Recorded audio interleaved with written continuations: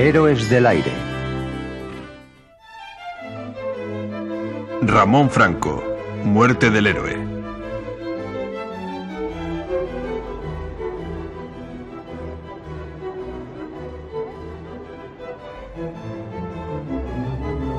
En los últimos meses de su estancia en Estados Unidos, Ramón Franco intenta buscar trabajo para no regresar a España, pero no lo consigue. Tras el fusilamiento de Ruiz de Alda, publica en la prensa americana un artículo criticando a la República. Es posible que en ese momento tenga ya tomada la decisión de pasarse al bando de su hermano Francisco, alentado quizás por las promesas de su hermano Nicolás, de que tras el golpe militar, Francisco intenta realizar en España un cambio social que deje apartado al rey. Cuando Franco llega a Marruecos, la situación de los sublevados no garantiza aún el éxito del golpe militar. Si en el norte el triunfo está casi asegurado, en el sur la situación es crítica, y las ciudades ocupadas se mantienen con grandes dificultades, aumentando día a día la presión de las fuerzas republicanas, que ante la dimensión de los acontecimientos se han organizado de mejor forma para hacer frente a una guerra que ya se considera larga y despiadada.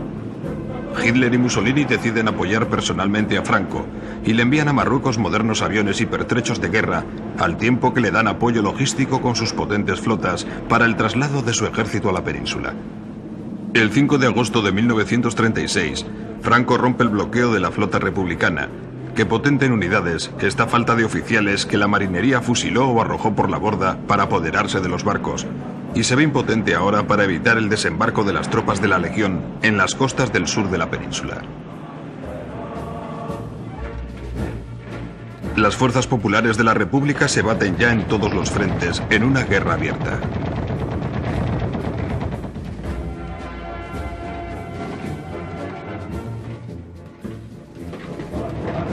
El ejército de Franco consolida con la ayuda de los italianos las posiciones en Andalucía, conquista Extremadura después de sangrientas batallas y tremendas represalias entre las fuerzas que se le rinden, y finalmente enlaza con las fuerzas del norte en Salamanca el 1 de octubre, donde es nombrado por los generales sublevados jefe del movimiento y generalísimo de los ejércitos. Después de un amañado expediente de depuración, Francisco nombra a Ramón jefe de la región aérea de Baleares, sin tener en cuenta la oposición de Quindelán, según cuenta el historiador Cecilio Yusta. Durante la Guerra Civil, Quindelán, quizá lo más destacable de su actuación, aparte de como jefe de las Fuerzas Aéreas de la aviación española, pues fueron algunos episodios que yo resumiría básicamente en lo siguiente. El primero fue lo que yo llamo el episodio del mando único de Salamanca. Se sabe que Quindelán fue el que propuso a Franco como jefe único de las fuerzas españolas, de todo el ejército español. Encontró alguna resistencia en Cabanellas y algún que otro general, pero él se mantuvo firme, él mantuvo que la guerra solo se podía ganar con un mando único, y aquello siguió adelante, prosperó, y como todo el mundo sabe, pues Franco fue nombrado generalísimo de los ejércitos. No obstante, hubo un momento en que sus relaciones con Franco se tensaron mucho, porque Franco había dado el mando a su hermano Ramón, el mando de la base de Hidros de Pollensa, y le había ascendido a teniente coronel, le había hecho teniente coronel estampillado. Esto creó en Quindelán una gran, no sé cómo decirlo, quizá indignación, y le mandó una carta a Franco, una carta terrible, que en aquella época muy pocos se podían permitir dirigir al general Franco. Disgustado, Quindelán acusa a Francisco de ir contra el reglamento y manifiesta su oposición y la de los aviadores que quieren a Ramón fuera de España o fusilado. Entonces Ramón Franco decide pasarse a su hermano y volver a España.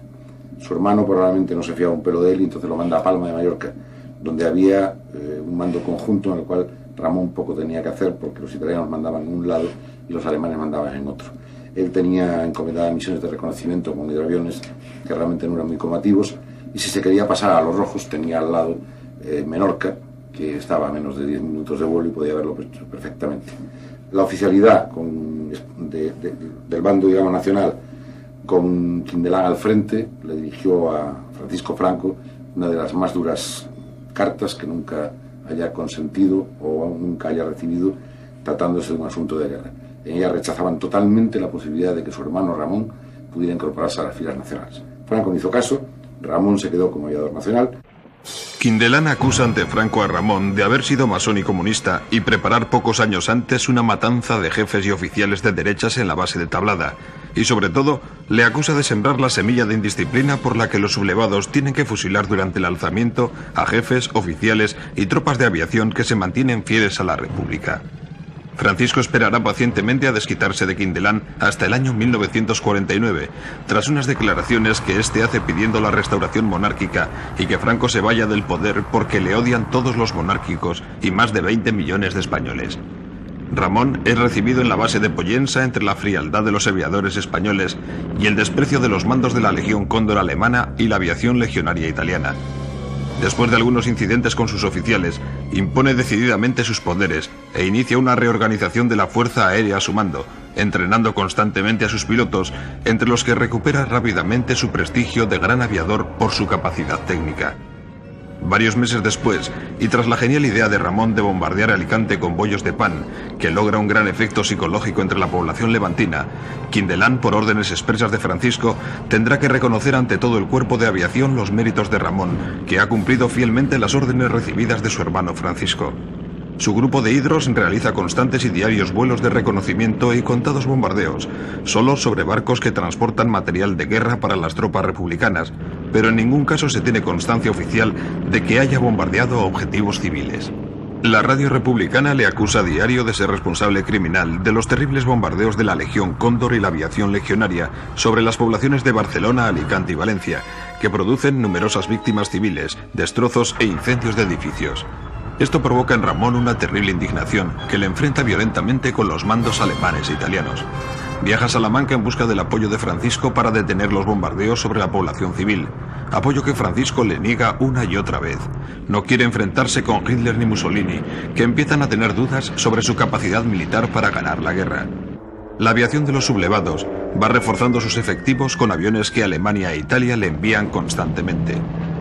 Rápidos y potentes Fiat, Saboyas, Junker, Heinkel y algunos Messerschmitt que son enviados secretamente para comprobar su efectividad en combate, libran constantes duelos en el aire con la aviación republicana, reforzada con aviones rusos, franceses y americanos de gran efectividad en el combate.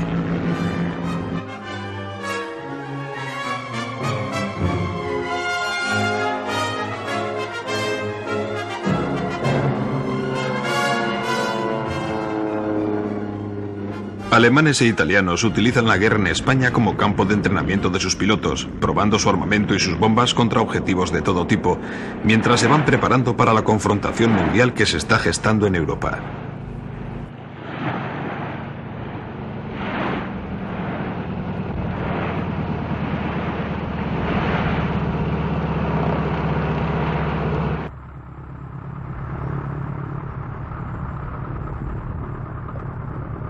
Entre los pilotos del bando sublevado destaca entre otros el falangista García Morato, que con su escuadrilla de Fiat CR-32 Chirri bate constantemente a las fuerzas republicanas.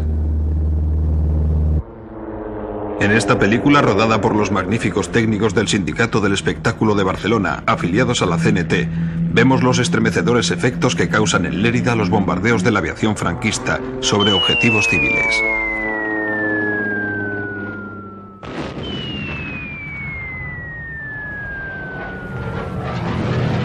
Llegar a Lérida, etapa obligada de todos cuantos se dirigen al sector norte del frente aragonés, el zumbido de los motores de alas negras detuvo nuestra marcha. La hermosa capital, que percibe el rumoreo de las aguas del Segre, había sido víctima de los mercenarios de Franco. Alas negras volaron sobre ella, de norte a sur y de este a oeste, dejando caer la metralla sobre la ciudad indefensa. Sus paseos y sus calles fueron testigos de la más inaudita crueldad. ¿Acaso era este el objetivo militar que pretendían destruir? Seguramente. Las víctimas, como siempre, a esta infeliz criatura, la metralla le ha seccionado una pierna. ¿Cuántas madres españolas han sufrido el inmenso dolor de ver a sus hijos destrozados por la metralla? El caza que se destacó ha sido tocado por la aviación rebelde y se ha visto forzado a aterrizar. Muchos pilotos, como el capitán Meana, vuelan en solitario protegiendo las columnas de las milicias anarquistas que se baten heroicamente contra el ejército de Franco. Afortunadamente, no ha ocurrido nada grave y el avión puede elevarse nuevamente por sus propios medios.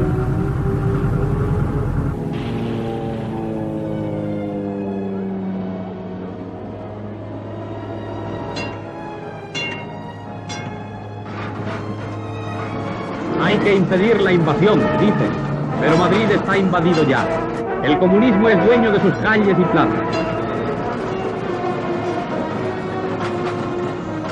Propagandistas de ambos bandos utilizan las imágenes cinematográficas compitiendo en justificar las injustificables matanzas de la guerra. Se manipulan imágenes y todo vale para desprestigiar al enemigo. La ayuda rusa, que no colma las necesidades del ejército republicano, que se queja de que los fusiles enviados son de la guerra de Crimea, es bien recibida por la población, así como la llegada de las brigadas internacionales, con las que vienen destacadas personalidades de las artes y las letras de todo el mundo, para jugarse la vida en defensa de la causa republicana. André Martí, diputado francés, da la bienvenida a los brigadistas que vienen en auxilio del sufrido pueblo español. André Malraux, John Dos Passos, Hemingway y otros famosos intelectuales escribirán las mejores páginas de sus libros durante su estancia en España. Las brigadas internacionales tendrán más valor simbólico que práctico en el desarrollo de la guerra. La escuadra del llamado Bando Nacional ya es dueña del Mediterráneo y apoya las acciones de la toma de Málaga, que realiza con ayuda de un completo cuerpo de ejército italiano. En el País Vasco se libran violentas batallas que están inclinando la balanza en favor de las fuerzas de Franco. Miles de combatientes cruzan diariamente la frontera por Irún para refugiarse en Francia.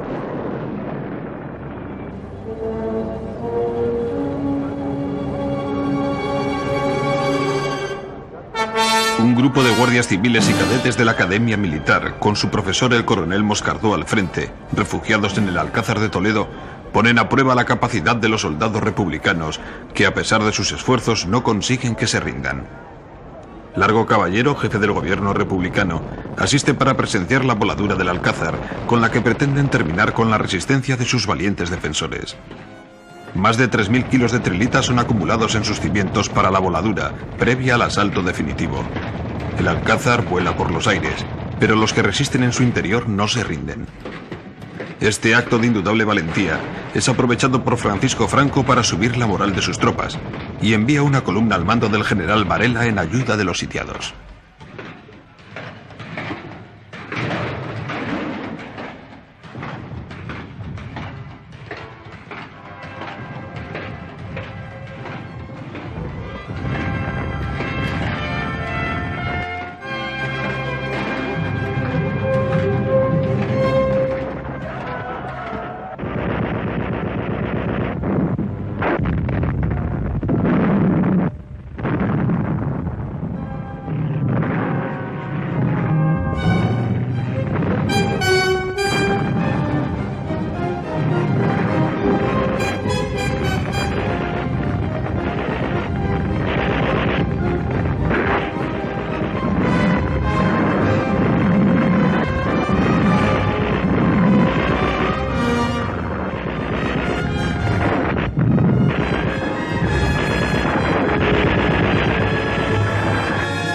A los pocos días de su liberación, el propio Franco se desplaza a Toledo para felicitar y abrazar emocionado a los heroicos defensores del Alcázar.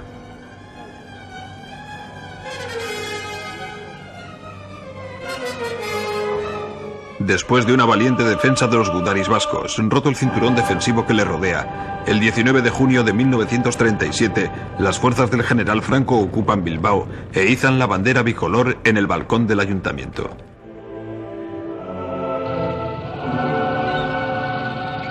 La guerra adquiere una dimensión incalculable para los mismos que la provocaron, y miles de españoles mueren a diario enfrentados unos contra otros. Lo que se preveía como un golpe militar contra un gobierno legítimo se convierte en una sangrienta guerra que está destruyendo España. Uno y otro bando utilizan todas las armas y medios a su alcance en una lucha desesperada en la que ya solo se busca el exterminio de la otra parte.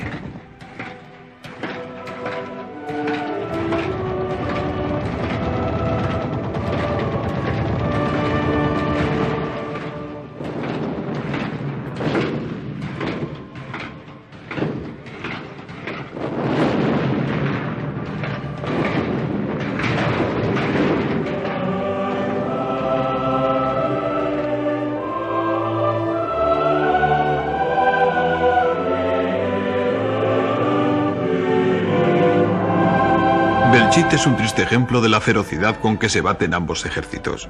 Por todas partes quedan huellas de desolación y muerte. La población civil, amenazada, huye de pueblos y ciudades.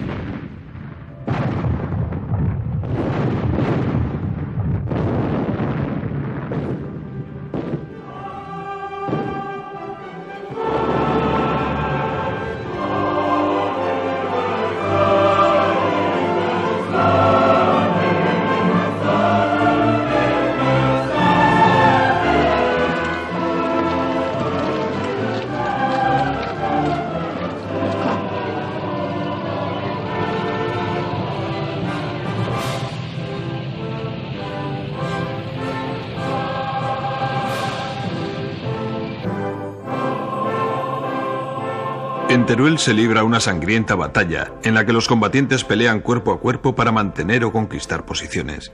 Una y otra vez la ciudad es tomada por los ejércitos en lucha hasta que sus edificios son totalmente destruidos. El triunfo final de las fuerzas de Franco costará a uno y otro bando miles de muertos y heridos.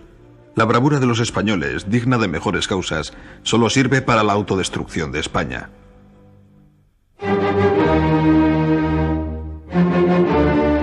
Franco acepta el envite del ejército republicano para dar la batalla decisiva en las orillas del Ebro. Uno y otro ejército concentran sus mejores unidades para destruirse mutuamente. La guerra está generando miles de muertos, heridos, hambre y desesperación en todo el país.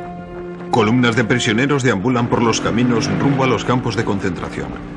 El Comité de No Intervención acuerda la salida de todas las tropas extranjeras, pero uno y otro bando seguirán recibiendo ayuda de los países de Europa que se enfrentarán definitivamente en la Segunda Guerra Mundial. Los alemanes desarrollan día a día nuevo y sofisticado armamento.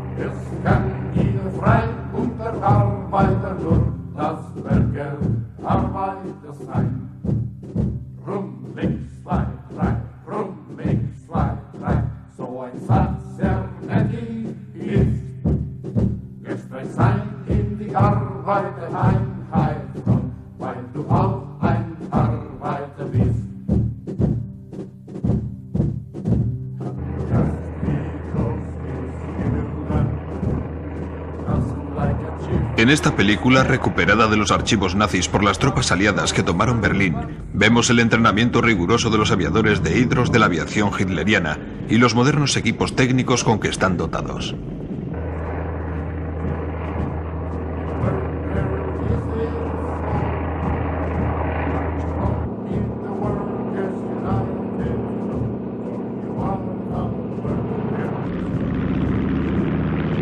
A pesar de las continuas protestas del Comité de No Intervención, la aviación alemana e italiana seguirán operando desde Mallorca hasta el final de la guerra.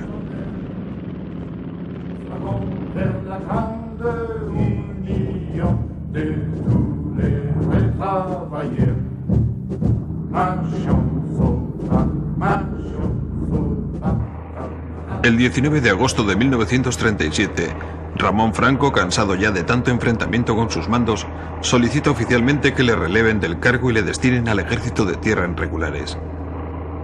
En carta que envía a Quindelán exponiendo sus quejas, escribe: Ya he malgastado mi paciencia y energía en soportar un día y otro la mala educación de esta gente, y el mal sigue agravándose.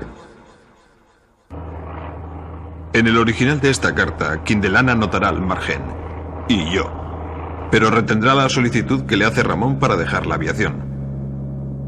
José Antonio Silva nos cuenta la versión de la muerte de Ramón Franco.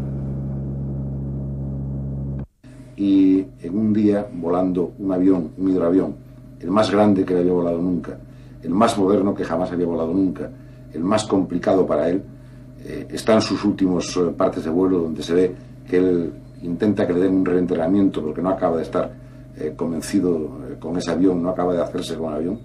Salen a bombardear Alicante. Salen en un momento que no tiene mucho de glorioso, porque en ese instante sabían que no podía haber ninguna protección de caza que pudiera atacarles a ellos. La caza roja estaba en Barcelona despidiendo a las brigadas internacionales. Estaba haciendo una exhibición para levantar un poco la moral de un bando que estaba perdiendo la guerra. Ramón Franco sale con otros 2 aviones a bombardear el puerto de Alicante con unas bombas pues muy letales y en fin, como un mala uva, si se puede decir eso, una bomba de aviación. Eran bombas que tenían una espoleta retardante. La bomba entraba, perforaba, no estallaba, y al cabo de un cierto tiempo, de 1 hora, de 2 horas, entonces detonaba. Eso coincidía que era donde estaban los bomberos, donde estaba la gente quitando escombros para ver si había heridos. Eso era las bombas que podían tener más capacidad de matar a población civil, a población inocente, de todas las que normalmente se utilizaban en guerra. Cargó el avión con esas bombas y se fue a bombardear Alicante. Despega en compañía de otro hidro igual, con un joven teniente que se llamaba entonces Rodolfo Rudy Bay, que luego creó una gran compañía de aviación. Los 2 aviones van volando en pareja. Había una tremenda tormenta en Palma de Mallorca, en todo el Mediterráneo, realmente en la zona balear, como es muy típico en octubre, y los aviones empiezan a ascender penosamente, muy cargados, evitando los cumulonimbos como pueden. Pero Ramón Franco decía que los aviones en guerra tenían que volarse con menos potencia de la necesaria para ahorrar motores, lo cual, si no compromete seriamente la actuación del avión, es un buen consejo. En guerra, decía Ramón Franco, no hay mal tiempo, lo cual tiene sus ciertos límites, y el caso es que con poca potencia y con un mal tiempo se metieron en una formación tormentosa. Rudy Bay se apartó con el avión, rompió la formación, se fue buscando un claro, guió al avión de Ramón Franco a meterse en un tremendo cumulonimbo. Cuando el avión salió del cumulonimbo y entraba en el siguiente, porque toda una formación muy continua, él vio que el avión iba como muy pesado, como perdiendo velocidad considerablemente y como muy levantado de morro. Intentó volver otra vez a cerrar formación con él y perdía tanta velocidad que tuvo que llegar incluso a sacar los flaps, las aletas que permiten volar a la mínima velocidad posible, que ya no es procedimiento sacarlos a esas alturas. El avión de Ramón Franco seguía perdiendo velocidad y de repente inició una media vuelta de barrena y se metió en una nube de tormenta. No lo volvió a ver más, esperaba verlo salir en la siguiente nube, en el siguiente claro, lo estuvo buscando un rato, no había entonces radio para retransmitir, volvió otra vez a la base y tomó tierra a pesar del peligro que podía representar llevar las bombas, y dijo que había perdido al comandante. Según los partes oficiales de vuelo de los meses anteriores a su muerte, el hidro de Ramón solo realizó vuelos de reconocimiento o estuvo inactivo por mal tiempo. Rodolfo Bay firmó un informe oficial del que jamás se desdijo, pero afirmó que antes de perder de vista al hidro de Ramón, observó extraños movimientos de la tripulación en la cabina. El resto de la tripulación de Rodolfo Bay no fue requerida que se sepa para el informe.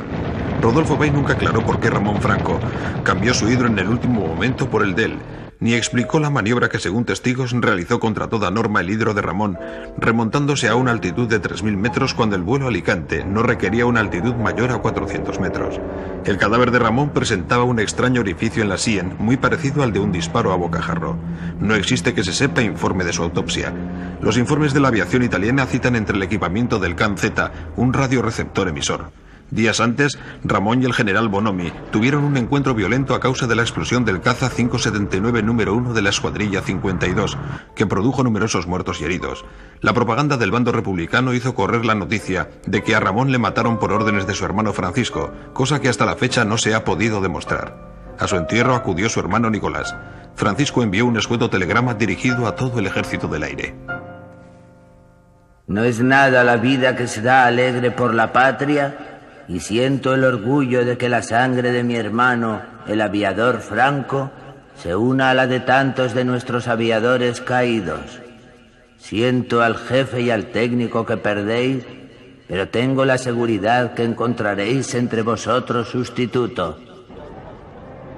Años después, unos pescadores sacarán en sus redes restos de la cola del hidroavión, y no se hizo esfuerzo alguno por encontrar el resto del aparato y a uno de sus tripulantes que nunca apareció.